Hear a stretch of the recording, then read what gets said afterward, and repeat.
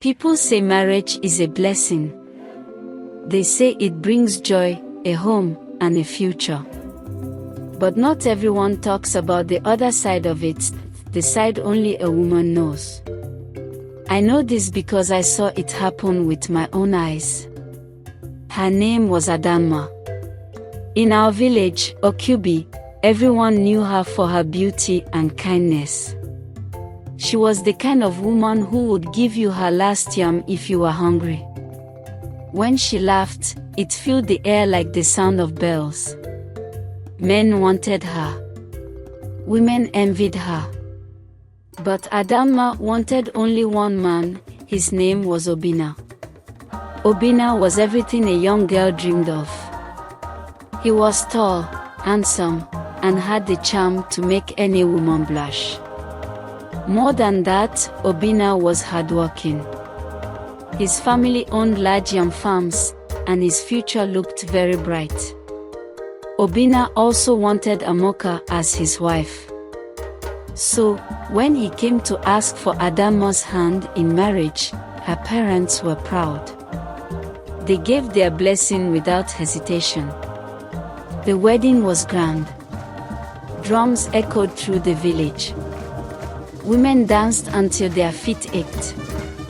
Adanma, dressed in a bright red wrapper, smiled as if her heart could burst with joy. But no one knew what awaited her behind the closed doors of marriage. At first, everything seemed perfect. Obinna would bring her sweet fruits from the farm. He would whisper words that made her cheeks burn with happiness.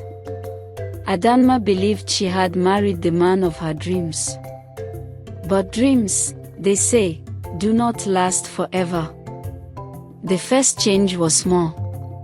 Obinna began coming home late. At first, he said it was the farm, but the farm did not explain the smell of palm wine on his breath. Adanma did not ask questions. She told herself that every man needed time with his friends. After all, wasn't she raised to be patient? But patience has its limits. One night, Obinna returned home drunk.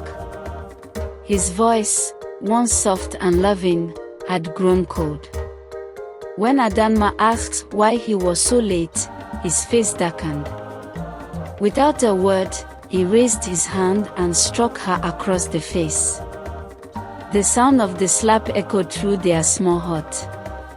Adanma touched her cheek in shock, tears burning her eyes. The next morning, he apologized. He held her, whispered how sorry he was, and promised it would never happen again.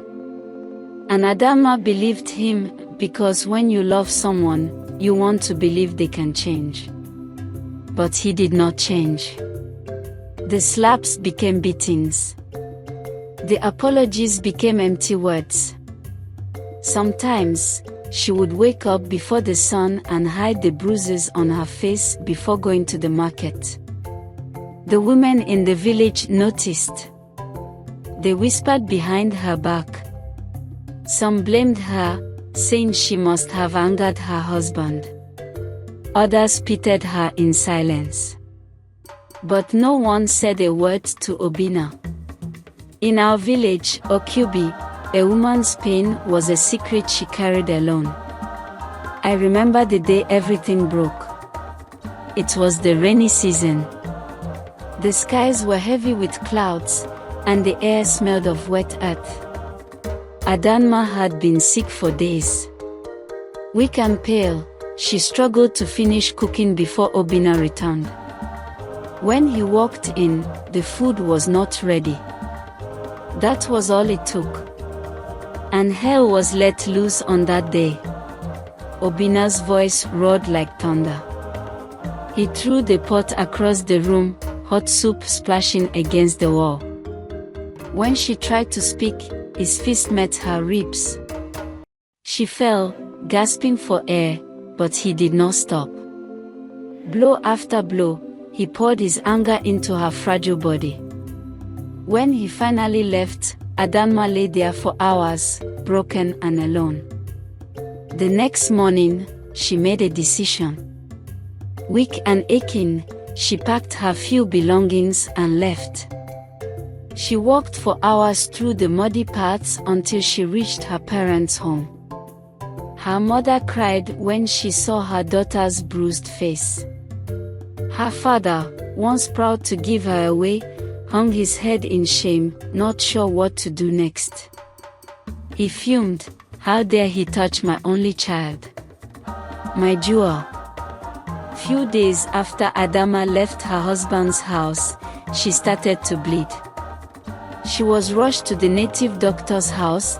The native midwife was invited and she confirmed that Adanma had lost her first pregnancy as a result of the many blows she received from her husband. When the elders heard all that had happened, they called Obinna to answer for his actions. But he did not come.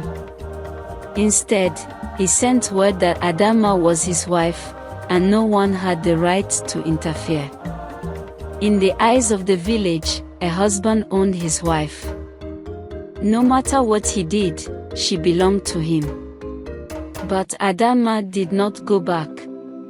For months, she stayed with her parents, healing her broken body and spirit. The villagers gossiped. Some said she was weak for living. Others said she should have been more patient. Few asked why a man who once promised love had become a stranger. One day, Obinna came.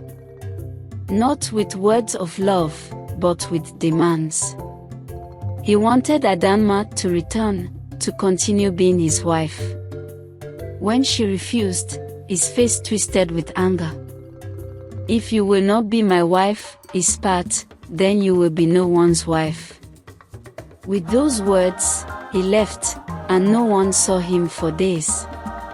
What happened next still haunts me.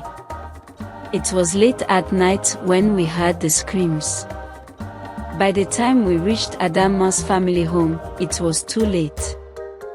Flames swallowed the hut where she slept. The roof had collapsed, and the fire burned hot and angry. When the men pulled her from the wreckage, her body was still, her face peaceful as if she had found rest at last. The village was never the same after that. The youths are still looking for him, hoping to find him no matter how long it takes. He must answer for his crime. Obinna was nowhere to be found. Some say he fled to another land. Others believe the spirits dragged him away as punishment. Whatever the truth, no one spoke his name again. But we remembered Adanma. Her story became a warning whisper to every young girl about to marry. They say marriage is a blessing. But behind the smiles and the ceremonies, there are truths no one tells. And sometimes, the person who promises to love you becomes the one who breaks you. And me. I still think of her on rainy nights, when the wind howls through the village. I remember her laughter. I remember her kindness. But most of all, I wished she had returned home to her parents earlier than she did, before it got this bad. She will still be alive till now, maybe even remarry again to a better man, because love should never cost a woman or anyone at that their lives. If you liked our story, kindly subscribe to our channel if you haven't. Like our video, comment and share to loved ones. Have a great day.